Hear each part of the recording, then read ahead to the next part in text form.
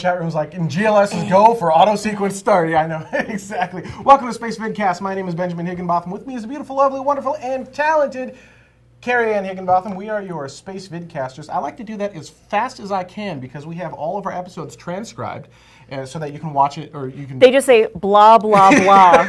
They do at the beginning. But my name is Benjamin Higginbotham, and with me is a blah, blah, blah. Cariann Higginbotham. Well, the advantage is... Which means that no one knows. If you want to watch it in another language, or if English isn't your first language, you can actually have it translated in real time into language you want to see. Just hit the closed caption button. Except that you make up words, so it's still unintelligible. Those blah, words. blah, blah. It's like...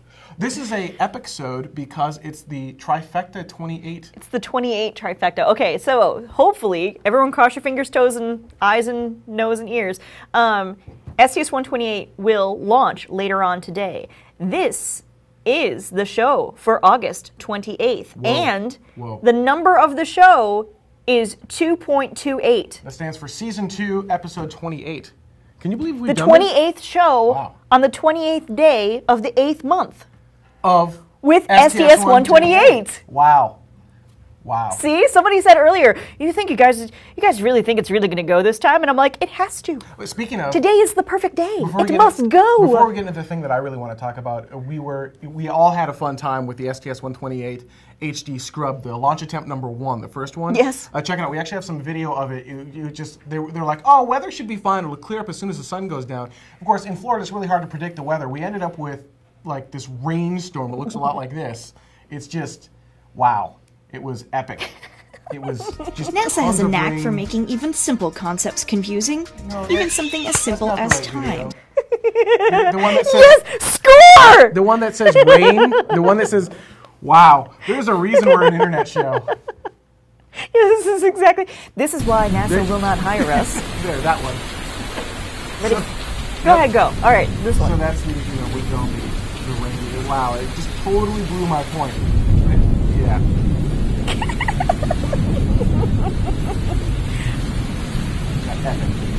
Totally. So this is what we got to experience all that on launch attempt number 1, but it was a lot of fun. Everyone was here. We were having a good time as a community, watching the launch, rooting NASA on because we all like to see space shuttle launches and rah rah ree, kick him in the knee.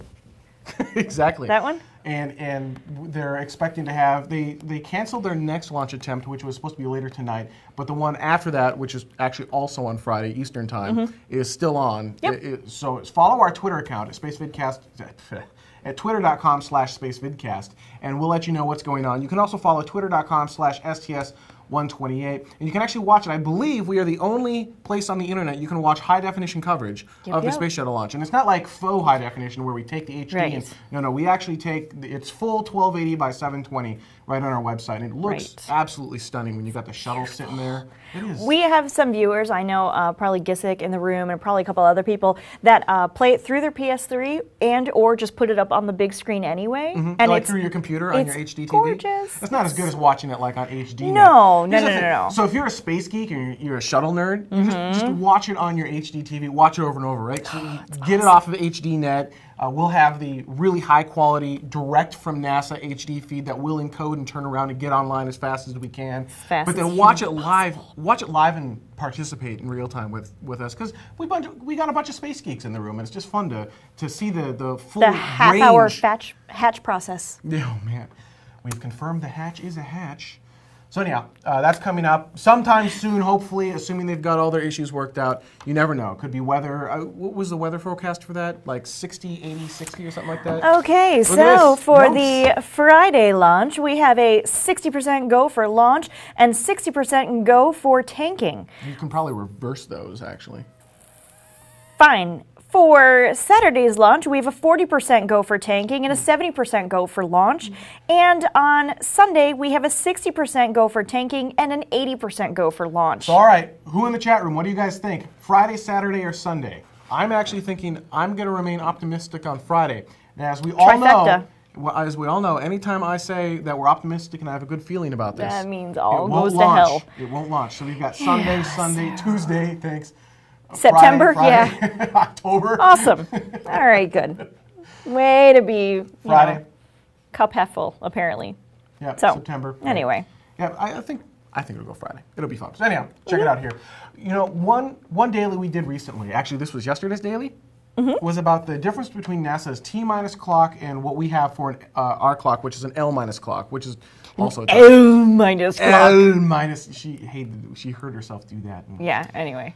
Sorry. And if you didn't see the daily, we're actually going to roll the daily for you again. We already started rolling it for you once. You're welcome.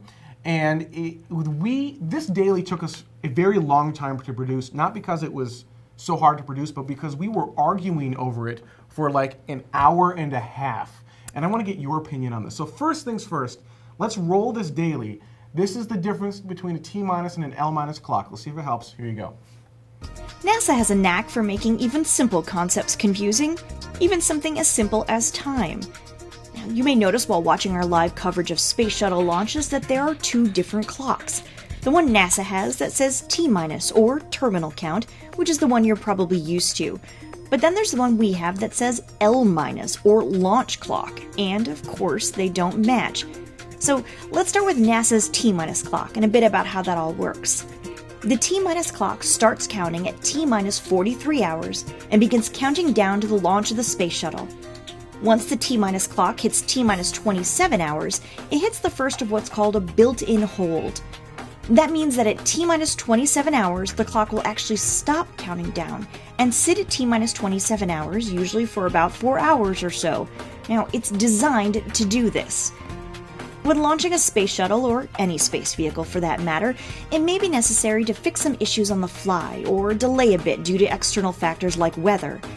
The built-in holds allow for these kinds of situations, a window where they can fudge the launch time a bit, but still take off when the clock hits T-0. This means that the time you see on the T- clock is not the time left to the exact launch. In fact, when the clock first starts counting down from T- 43 hours, there's really about 80 hours left until the shuttle will actually lift off. And that's where the L- clock comes in. The L- clock is there to give you a good idea when the shuttle will actually take off. Until we hit T- 9 minutes and counting, we don't know for sure when the exact time will be, but we can guess within about 10 minutes, and we're usually only off by a couple of seconds. So when you hear NASA say T- 20 minutes and holding, but you see on the screen L- 1 hour, that means the shuttle will actually lift off in about an hour. And that's why we have two clocks. One, the T- clock, designed to allow the space shuttle to launch within its window of opportunity at T-0, and the other clock, the L- clock, designed to give you a rough idea as to when it's really taking off, so you don't sit there expecting the shuttle to launch in 20 minutes when it's really launching in about an hour. Or, in other words, don't pay any attention to the T- clock, it'll only mess you up. The L- clock. For any of those people out there that watch the IT crowd from, I believe it's BBC4. The elders of the internet. The elders of the internet. That's where I went with that. So anyhow. So this is where Cariann and I disagree, and we'd love to get your opinion on this. I think both clocks are necessary. And the reason I think both clocks are necessary is NASA needs to have their T- clock so that they can have the built-in holds, which they need. They need to have times where they can kind of fudge things around. They can't just randomly hold it 3 minutes and expect it to work there. You have to know when you can hold the clock. And you believe... I just think it's stupid. I think they should either have, I will give you options. Okay. You should have an L- clock. Yeah, we have that. Listen. Or you should have the T- clock with a simple, this is when we're launching. And I understand that the launch time may have to move. And you just frickin' move it, okay? And this is how I likened it. I said, hey, Tim, 846, I live in Minnesota. You live in Florida. I'm going to come see you. I'm going to drive down. My drive time is 22 hours. But I'm going to have these built-in holds because I got to stop for gas and I got to stop to eat and, I'm probably going to stop to sleep somewhere and maybe somewhere along the line I'll bust a tire. But it should only take me 22 hours to drive there. But then I've got built-in holds. So I'll be at your house at Friday, 6 p.m. your time. I go along, I oversleep, I eat too much, I bust a tire, I didn't think, I totally ran out of gas, I'm stranded on the side of the road. Whatever it is, my holds time goes a little bit longer than I thought. I call up Tim and go, oh, hey, you know how he said 6 p.m.? I totally mean 11 p.m., all right? So see you then. That's all he needs to know. That's all he needs to know. He doesn't need to know what the hell I'm doing during my holds. He doesn't care what's going on during the holds. He doesn't care why I have a freaking hold. All he cares about is when I gonna be at his house. Okay. Wow. And calm.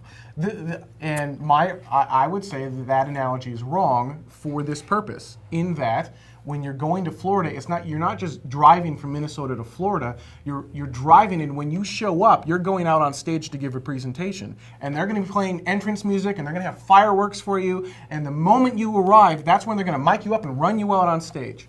So if you don't get there at exactly the right time, and you've only got a little bit of window of opportunity, if you don't get there at exactly the right time, you're not going to make it out on stage in the right cue. But furthermore, you can't call 5 minutes prior and be like, I'm going to be late, because they've already started your intro sequence. They've already started announcing you and promoting you and getting you ready.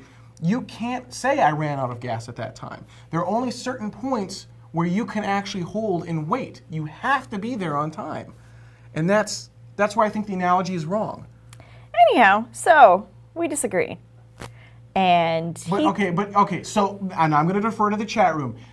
You're saying they can, but the shuttle only has generally a 10-minute launch window. Now, for this particular mission, for STS-1, went up half an octave there. For STS-128, there's only... Went out Gordon Ramsay. You did. Look at it! For STS-128, there's only a 5-minute launch window. Mm-hmm. And once they start that T-minus 9 minutes and counting, they can't hold it at any point there. They hold it at any point there, they can't launch it all. That's it. Boom. Entire opportunity gone.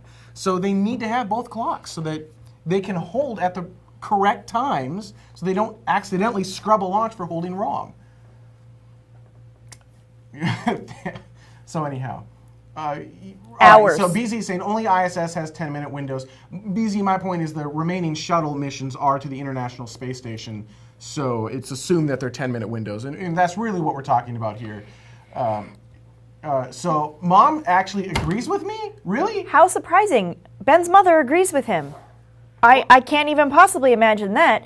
So anyhow, the Ringmaster's saying, can't the clocks be merged? And that's the point. I don't think they should be merged. I don't think we should have. They really can't. They really can't. Because one stops. Right. I mean, Ben definitely has a point there that they really can't. And but that's where the confusion comes in. I don't care if NASA has a T-minus clock. They can, kick out their T-minus clock all they want. And I love that they have a T-minus clock, and they're so happy about their T-minus clock. I just want them to keep their frickin' T-minus clock to themselves and let the rest of us mosey on with the L-minus clock and be all happy. But the time can shift on the L-minus clock. And then you just go, hey, by the way, and then you just add another freaking 5 minutes. You make it sound like the window is like 8 hours long, and it could be anywhere. This isn't the cable guy. I'm going to be there between 12 and 5. No, okay? Your window is so freaking tiny. It's ridiculous. No,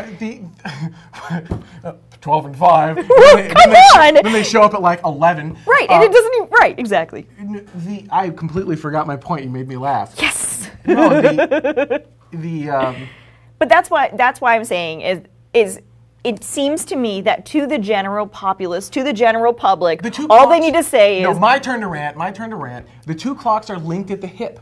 Yeah. You can't have one without the other. You need to have that T-minus clock. So even if they hide it from us, even if the NASA PAO always refers to the launch time, L minus.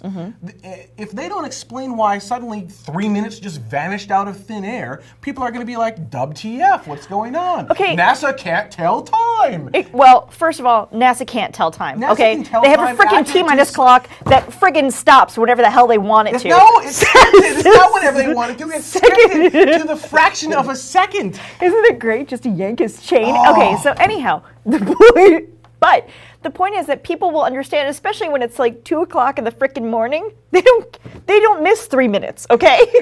They close their eyes for 3 minutes. They think it's their fault, okay? I mean, it's really not a big deal. That's my point. I think we should have both. I think we need the T-minus clock just as much as we need the L-minus clock. NASA doesn't really tell. You said one or the other. NASA does the T-minus clock. They don't give us the L-minus. We, as Spacevidcast, insert the L-minus. And I think it's stupid. Because I think it's confusing to people when they show up in the...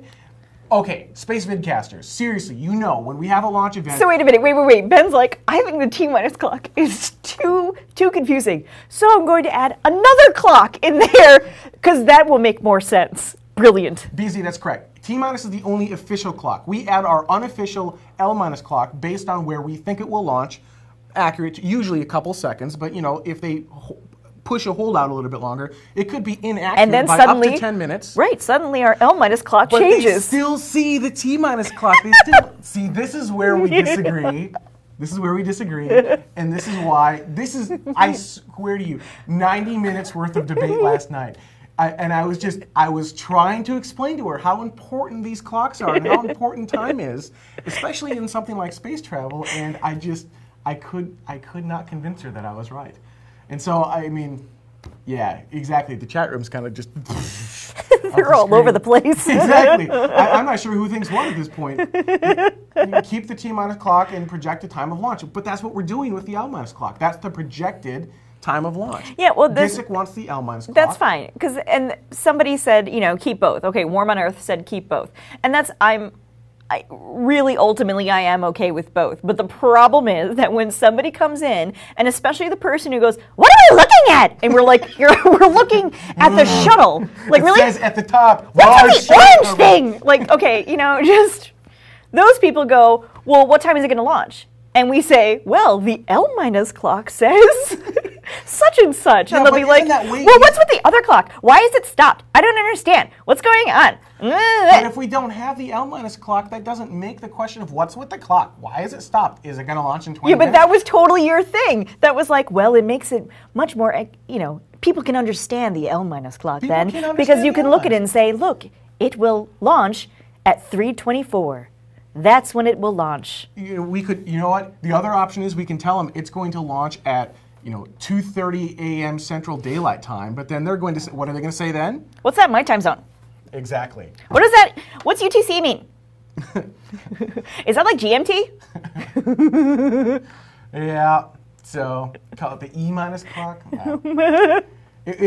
Mom Dog, it is our job to educate people, but I think the best way of doing that is to have both clocks, the T-minus clock and the L-minus clock. And my favorite was that Ben suggested that we would take away the L-minus clock, and every single time that someone asked about the time, guess who got to answer that question? I figured if she didn't understand, I would punish her and force her to understand. I understand. By making her do all the work. The issue is not that I don't understand. And I said, fine, that's fine. You know what? I will do that. And then you will not have a co-host. Because all I'll be doing is this. Yeah. Well, you kind of... The whole time. That's all you do anyhow. Oh! All right. Ow. I'm sorry. Oh, you know what? We never downloaded Colbert's message. I don't think we can air Colbert's well, message, that's fine. But I'm changing topics now, right? So I think we've beaten the clock thing into the ground, mostly because we've already debated this for 90 minutes. Yeah, we were probably up till about 1 o'clock just recording it. And then Ben, of course, has to go through and edit stuff and upload stuff. And it's just a really, really long process for something that's only 2 minutes long. So it was kind of... It was interesting because we just kept. But I like that. I mean, obviously, we got what everyone said in the chat room, and it's been going by quite quickly because I see there are a lot of people's opinions. But certainly, leave your comments in the comment section below the video right here on spacevidcast.com or on YouTube. Thank you, Ryan. So we can see what do you think we should do? Should we have the L- clock? We can't get rid of the T- clock, by the way. NASA is going to do what NASA's going to do. Right. And they're going to air it with the built-in hold. Oh, yeah. Which I think they should do, but regardless, we have no ability to change that. So the T- clock is going to be there regardless. Do you think we should have an L- clock, or do you think we should just have like the time to launch in coordinated universal time underneath the thing? What do you think? Or is there another option I haven't even considered? What do you think we should do? Moving on, Colbert left a message for, so the story, I'm sure everyone knows. Knock, knock, knock, yes. Everyone knows the Colbert story by now, right? I mean, yeah, we've mentioned it in the show. You'd have to be living under a rock, especially if you're a space geek, to not know about the whole Colbert story. NASA actually has it on their YouTube channel now. Yes, they do. The Colbert message. Yes. Now, I don't know if we can air that, so we're not going to. I don't know that we have rights. But certainly go to youtube.com/NASA Television one. I think, and I think Ryan also had the link up in the chat room a little bit earlier. But of course, it'll be in show notes and as I'm sure well. Someone else is going to link it again. Do it, guys. I know you want to. Feel free. Yeah, yeah. And it was actually a really funny little. It was very cute. He poked a little fun at NASA, but it was all out of love and, light this candle and I'm ready to launch me and all that other stuff. So that was really good. Boom, right there. Boom. Thank you, Ryan. Boom. Yeah, so check that out after the show. You got to finish watching us. It's a really funny message. I think it was really good, and that relates a little bit to STS-128 because that's where the Colbert treadmill. Treadmill. Are we just calling it a treadmill? That's what it is. It's not a module. Well, it feels like it's modular. No, because no. Okay, so the Colbert treadmill is going up on 128, which is the mission that was supposed to go up. You want to know something really funny, though? We're all making this big deal out of because Colbert's finally going up, right? Mm-hmm. They're not even going to make the thing go until like much later in the year. Really? Why? Yeah. I don't know. I think because they have to take the other one out.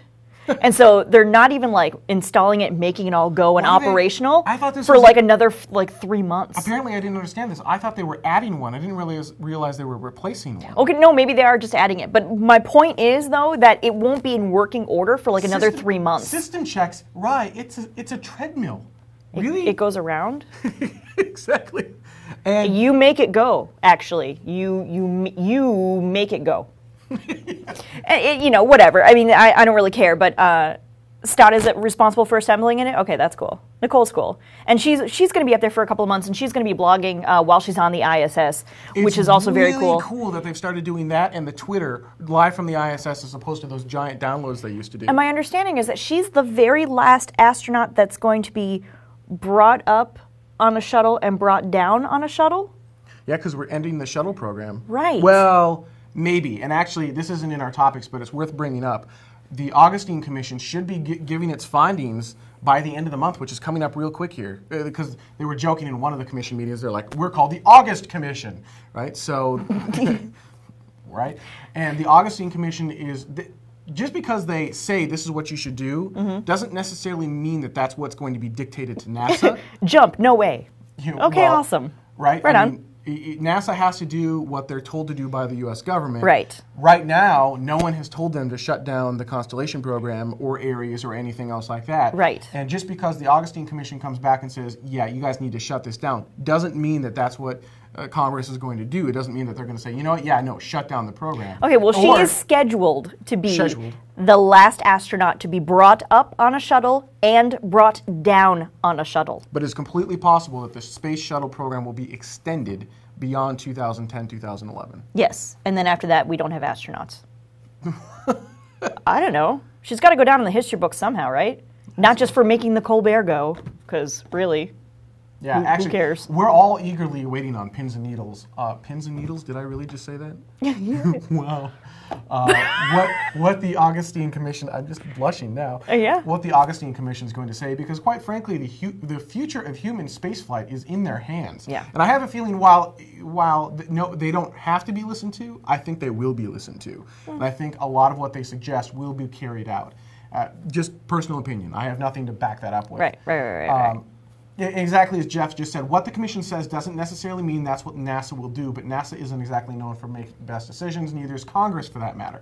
Well, it's really easy to blame NASA, the big bad entity. Yeah, well, we the big know guy. A bunch of people at NASA, they're incredibly smart people. Yes. It's just, I mean, it's a giant political system. Yes. And as with any political system, there's going to be a little bit of red tape? Politics. Mm-hmm. So anyhow, the future of human spaceflight is in their hands, and I mean, it's something that we are passionate and believe in, so we're all eagerly awaiting what they're going to say. And if you want to see what, you can go back and watch all of the previous Augustine commissions,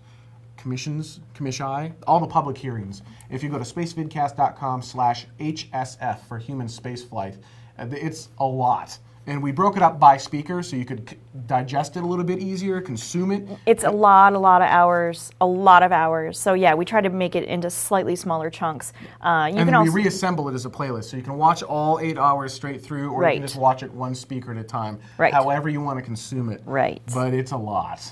But it's important. So now, if you're trying to create a fellow space evangelist, I would not point them to that resource straight off the bat. Not so much. I would point them more to like the shuttle launches and the really cool things going on. But pretty. So yeah, actually, they're probably shiny. Right now, though, thank you for the link to NASA, man. Right now, though, the STS-127 is one of 7 remaining shuttle flights. 128 is one of 7 remaining shuttle flights.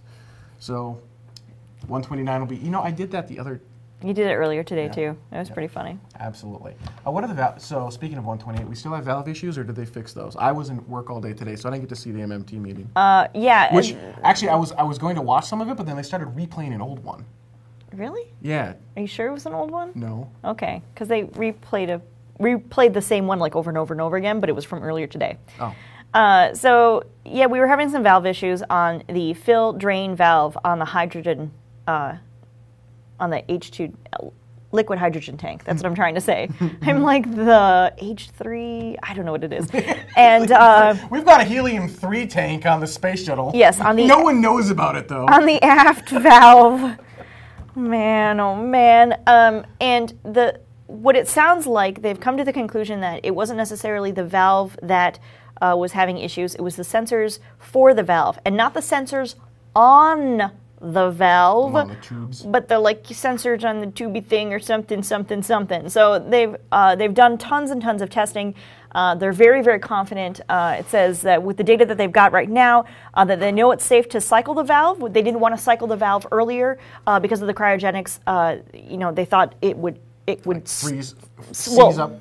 Yeah, stop. And they didn't want to cycle it, trying to open it, close it, because if it got stuck closed, you're kind of screwed.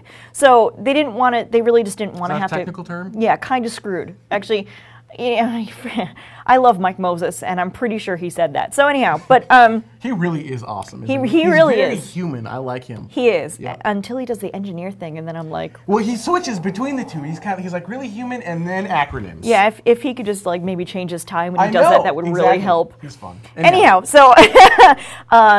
But so, assuming that we don't have weather issues, assuming we don't have other issues, it seems that this valve issue should not be an issue when we go, if that makes any sense. So, I guess if that's the case, by the way, can you guys answer in the chat room, is the sensor a launch commit problem? Is that part of the launch commit, LCC launch commit criteria, or does the valve itself just have to be working? So, can they launch with a bad sensor, is kind of what I'm getting at. Right. My understanding is yes. Okay. And I could be wrong. I'm sure you guys can. I'm very sure you will. You know, I'm asking we have Jeff and Beezy, who in the credits are designed to keep me honest, so they can. So right. It's not a launch commit. Okay, cool. Right, yeah, but the problem is that when the sensor says, it's not closing, you kind of don't want to take that chance. Right. You want to know for sure. And they have created a couple different ways to do that. There's the decay check, which actually checks the pressure on the inside, on either side of the valve. So if the pressure is really just crazy go nuts, they will know that it's open, and if it's within acceptable limits, because hydrogen is very, very, very, very, very tiny, and that stuff just escapes anyhow. So the seal is there's always a little bit of something that kind of escapes, but they know what those parameters are, and so they'll be able to figure all of that stuff out. Well, that's our show for this week. A couple notes. Check this out. This is her external tank shirt. You like that? And actually, as she goes out in the sun, it gets darker. It's kind of cool. It used to be white. It used to be, exactly. So, remember, if you've got friends, One of the polls I heard recently was like 49% of Americans feel that the space program is necessary or important, or we should go back to the moon or something like that. And I think if we can get them to find their voice and to get excited about this stuff, maybe we can get back to the moon, be it through constellation or whatever it is. But we need a lot more people to support this, support the concept and the idea of going back to the moon, getting humans to build a base there, and not just the moon, but onto Mars, and exploring and having some redundancy in human civilization. And we need some pioneers to go out there and start doing this stuff. Because if we're all here and this goes boom, we all go boom too. Exactly. We need some redundancy in that stuff. And the easiest way to do that, I think, is to get people excited about shuttle launches again, and get people excited about the awesome power that are just these vehicles that send. Well, it's really great because there's an entire generation of people who grew up with the shuttle that it still kind of holds something for them a little bit. We remember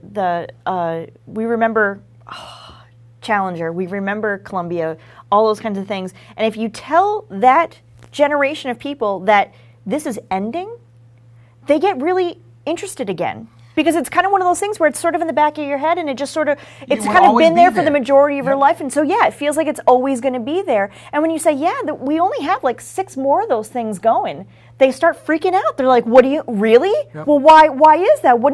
What are you talking about? So it's a really great way to incorporate that in. And I think the initial reaction is, that's stupid. Why are we going to do that? Right. We're moving back to rockets. Why would we ever do that? And when you start to explain that actually we're doing that so we can go back to the moon and onto Mars and really start to get past low Earth orbit, then they start to get excited.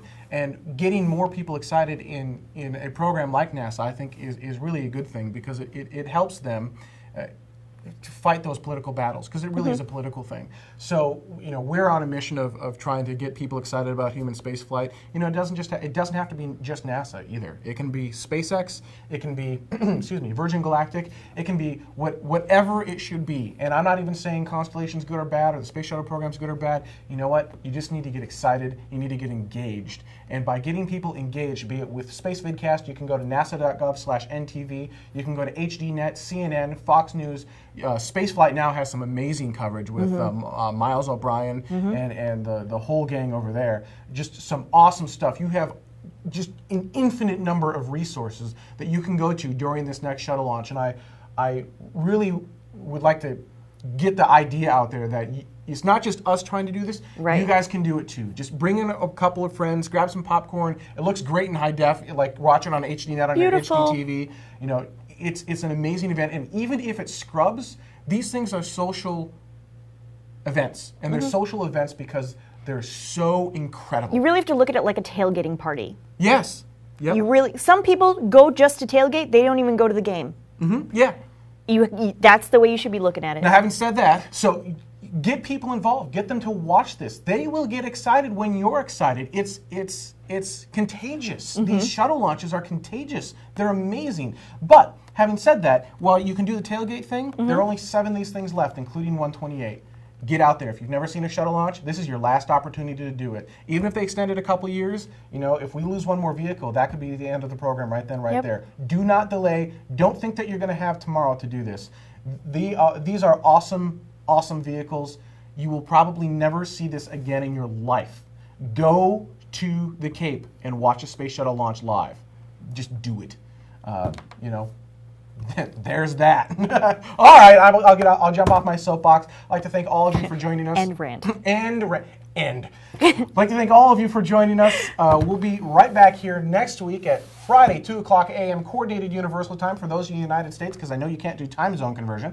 That's Thursday nights at 7 o'clock p.m. Pacific, 9 o'clock p.m. Central, 10 o'clock p.m. Eastern. What time would that be Mountain? I don't know. That'd be 8 o'clock p.m. Mountain Time. Oh, okay. I don't live in Mountain Time. There you go. Neither And does of course, anybody else. check our Twitter account and just watch for the launch of STS-128. We will be adding our own commentary into that stream, and we'll have the entire community here, so we can all get excited and It's a enjoy little it together. MST3K. It is a little MST3K, but that's what makes it fun. Thank you guys so much for watching. We'll see you next week, or for 128.